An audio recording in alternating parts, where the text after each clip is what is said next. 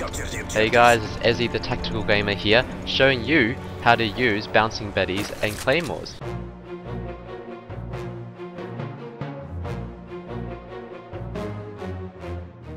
Now Bouncing Betties and Claymores, you probably played around with them a bit, but maybe you don't actually know how to use them well, to use them to its full capability, because both of them have their strengths and weaknesses. For example, Bouncing Betties, I'll just summarize right now. Bouncing Betties are quick to deploy. You can just see, you just go woof, put it somewhere, woof, put it somewhere. Claymores, you've actually got to think about it, and I'll show you how to actually think about it to maximize their effectiveness later. But they're throwable also.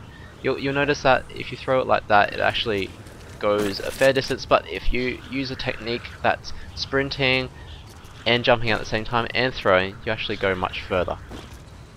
As you can see, you can put it over objects and put it into positions, which is really fun. Also another good strength about it is it's got a really obvious sound. So let's say someone trips this thing will actually go chink, a really nice chink sound, and then go I can't make that sound, sorry, don't comment about that. But it'll go up in the air and make this really distinctive flying sound, and then explode. So if you're nearby, you can always tell when a Bouncing Betty has gone up, so makes it a really good warning system. So let's say you want to make sure that no one comes near here. Yeah, you'll be able to hear it from pretty much anywhere around here. The bad thing about this is it's actually got a lower damage. It's got a lower killing effective radius.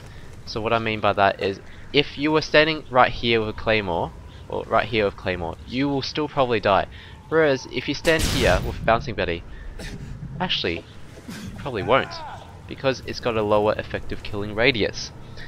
And also another con about this is it's got a blinking red light. So with me it's green right now because it's my own team's. But for an enemy, a blinking red light says, "Bouncing Betty, shoot it before I go."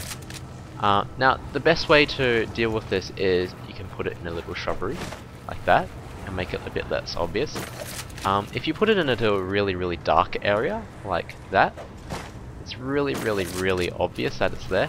So you've actually got to put it in lighter areas where there's little patches on the ground, like there's a rock. It's really hard to see that actually in lighter areas. So remember, Bouncing Betties in light areas, not dark areas like there. Very obvious. Much better, much better. Okay, now Bouncing Betties, I want to be able to say to you that they are great at holding positions, but very bad at denying access points. So this is an access point right here. This is called the fatal funnel. If you see my other video about how to clear rooms, this is another fatal funnel. Now if I want to deny access to Alpha Flag from that direction, I've got to put the Bouncing Betty here to be able to kill anyone. Because the thing is, if people come here and this is not in a right position, let's say it's over here. Hey, what if they flank around this side and run this side? Remember, the killing effective radius is actually quite small, so they'll get through and they probably won't even be touched. So you've actually got to put it right in the middle of an access point, which makes it really bad equipment for denying access. What's much better is using it to use a hold position. So look at this. That just looks awesome. It looks like it's part of the flagpole, right? You would just see the flag and think, oh wait, someone's probably protecting it nearby. You won't notice that. You'll be, oh, is there someone hiding here? Someone hiding here. Usually there's someone hiding here. Okay, wait, I'll cap it now. And you'll see, I've seen 3 enemy guys at the same time. Look around, capture it. This goes chink, zoom, boom, triple kill, and that's quite fun. So it's really good at holding positions, but really bad at denying access point. Okay, a concession to this, an exception will probably be if you put it there. Actually, maybe over here. People will run through, you go chink, blow up that, you'll definitely die. So it can be used to deny access to positions, but I think they're better to hold positions. So imagine S&D, there's a bomb here, same thing, you'll put it on the bomb, it'll go up in the air and kill anyone who's trying to disarm or arm on the bomb.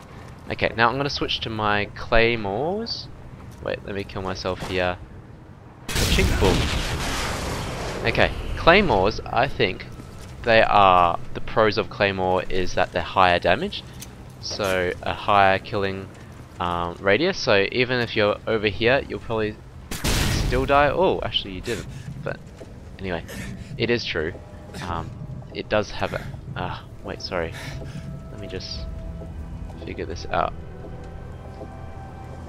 Gotta get that Claymore back again. Okay, there we go. The good thing is that it's got a higher damage. It's also directional. What I mean by that is there's one laser line here, which is a tripping line, and it's also it's a detonation line, but it's also the killing radius. So anything within here to here will die. So you trip the first line, and then you'll die somewhere in between.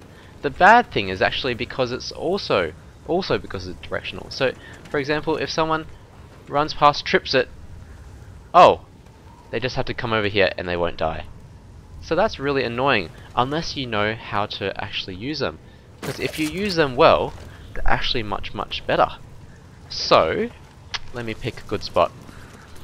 Now this would be bad for a bouncing Betty to deny this access point here, because if you put a bouncing Betty in the middle here, people are just going to run up, see it straight away, shoot it, and then keep running.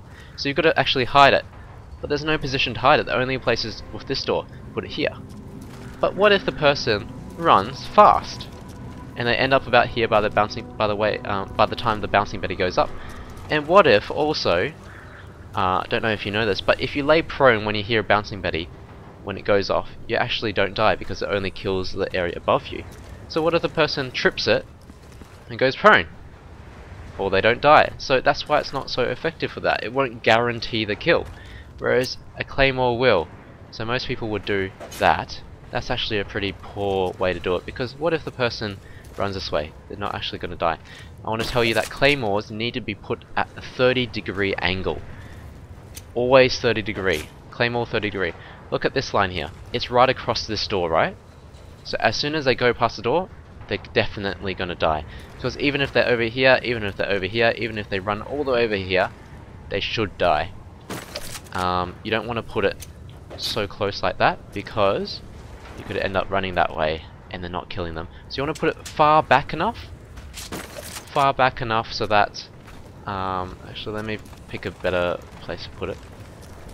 So let's say you're denying that access point. You want to put it far back enough that it's going to have a bigger radius, but close enough so that you'll actually kill anything in that radius. So it'll still be a kill zone and not just get a hit marker. So with Claymores, they are higher damage, they're directional, they're slower to deploy, but there's a few ways you can use Claymores. The first way is just normally as a killing zone. For example, if I want to deny access to this zone, 30-degree angle, put it down, that's going to kill anyone who comes here. The bad thing is, even if they trip it, they have a bit of time to kill me. So if I'm hiding back there, they're probably still going to be able to kill me before before I kill them with the Claymore, which will get me the kill, but means I die as well, which is not a good thing. So another way you can do it is, this is less effective as a killing zone, right? It's still 30 degree, kind of. Wait.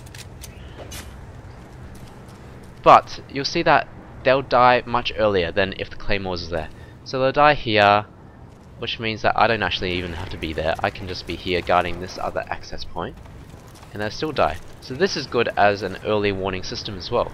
Claymores are very good for early warning systems. So even if you put it there, if you intend to use it not as a killing system but as an early warning system, it will work well. But what I prefer is using them as both as a killing zone weapon and also as a early warning system. Just works really well. So that's Claymores for you. That's Bouncing Betties for you. And also, one thing I want to tell you is Claymores and Bouncing Betties are quite unreliable in some ways, because a lot of people are using Stalker Pro, whereas in Black Ops Scrambler no one was using that. So with Stalker Pro, it actually delays the detonation of your Claymore or Bouncing Betty. The good thing is the Bouncing Betty still makes that really chink noise. The Claymore does a little click noise that you can't really hear, which means the Bouncing Betty is actually better.